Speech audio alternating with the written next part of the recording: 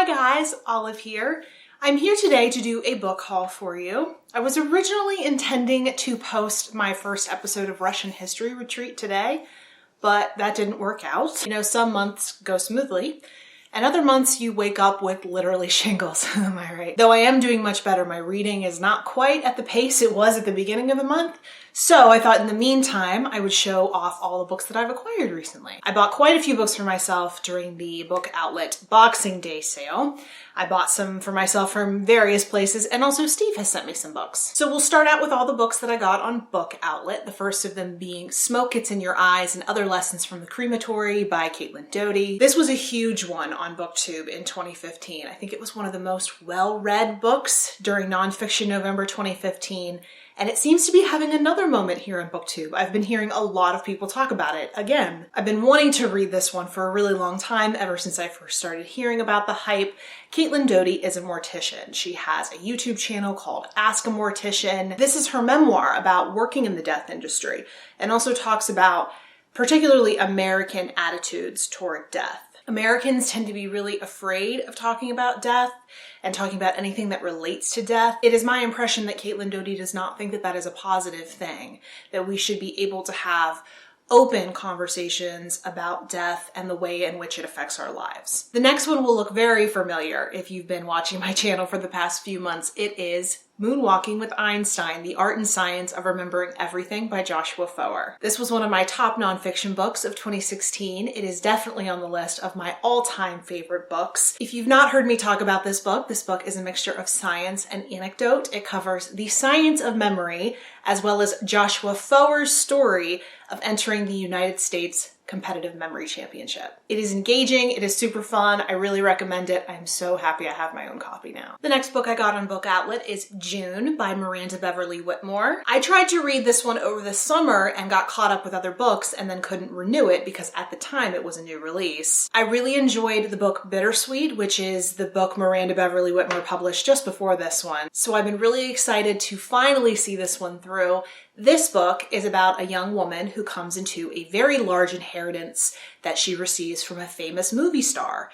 She had never met this man. She has no idea why he would want to leave her all of his money, but she starts to figure out the story, which is that this man had a connection with her grandmother, June. The next book is Relief Map by Rosalie Knecht. This book is set in Pennsylvania, which of course pleases me greatly, but it is all about how a 16-year-old girl's lazy summer is interrupted when a fugitive from the Republic of Georgia takes refuge in the nearby hills surrounding her town. Her town is completely closed off while the authorities search for him, which really starts to take a toll on the natives of the town. It sounds a bit psychological. Of course, I love that it's set in Pennsylvania. I'm really excited to read this one. The next book is The Man Who Loved Dogs by Leonardo Padura. This book is set in Cuba, and it follows Trotsky living abroad after he is forced out of the country after Stalin consolidates power. It follows Trotsky's experiences living abroad. It covers the narrator of this book, who is a failed novelist, and I believe we also get into the mind of the man who eventually assassinates Trotsky. The next book I got is a beautiful one. It's called Subtly Worded by Teffy. Teffy was a Russian writer who was born into a high-class family at the end of the 19th century. She was a very well-known writer in Russia around the revolutionary period,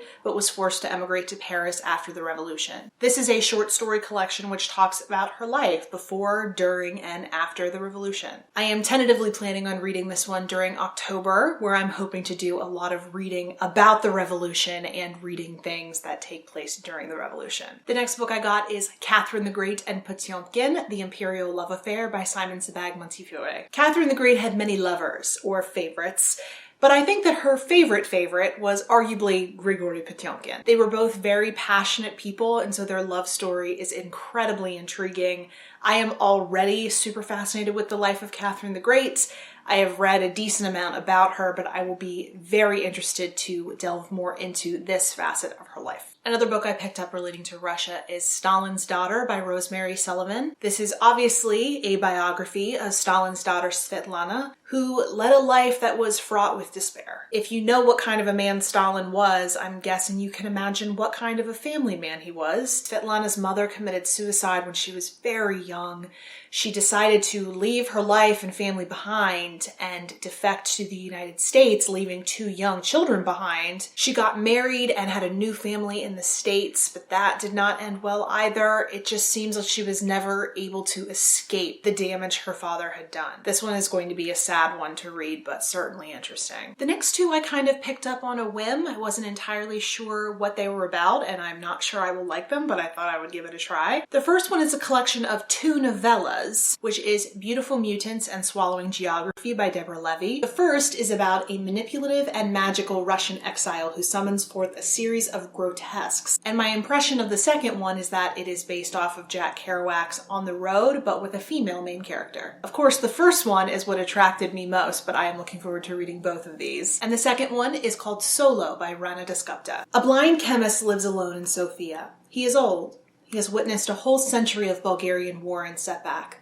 and the years have proved a disappointment. Wondering if he has anything to leave the world, he immerses himself in a spectacular reimagining of his life. It sounded really beautiful and is set in Eastern Europe, so it's ringing all of my bells. Next up are all the books that Steve very kindly sent me. The first is this art copy of The Patriots by Sana Krasikov. I'm actually reading this one right now. I'm not very far into it, but I am enjoying it. It hops back and forth in both time and place. Some sections are set in Russia during the early 20th century, and then other portions are set in the United States closer to our own time period. This one is very readable, so I'm hoping it doesn't take me that long to get through. He sent me 3 works in translation: Between Dog and Wolf, Strolls with Pushkin, and 14 Little Red Huts and Other Plays. I had never heard of any of these 3, so I'm interested to see what they're all about. I am so excited about this next one. It's called Was Revolution Inevitable?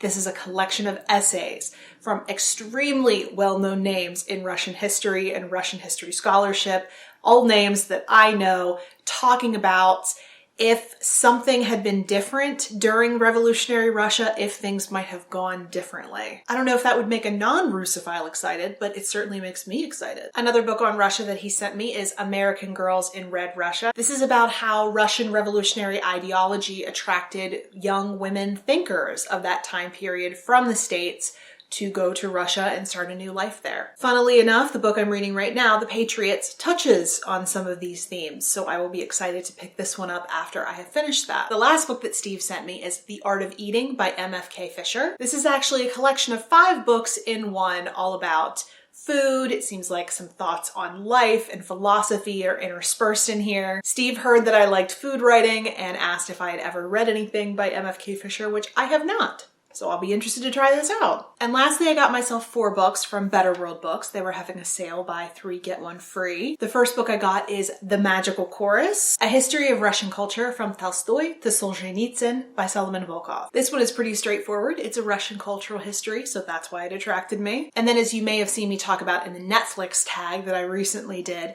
I got 3 books off of my 2017 Classics TBR. I got Far from the Madding Crowd by Thomas Hardy, Persuasion by Jane Austen, and Dr. Zhivago by Boris Pasternak. So those are all the books that I've picked up lately. I, of course, would love to hear from you. If you've read any of these, want to read any of them, tell me anything you've heard about them. You can let me know any or all of those things down in the comment section below, or you can find me a variety of places on social media, and the links to all of my profiles are in the description box below. Thanks so much for watching. I hope you're having a wonderful day, and I will see you in the next video. Bye.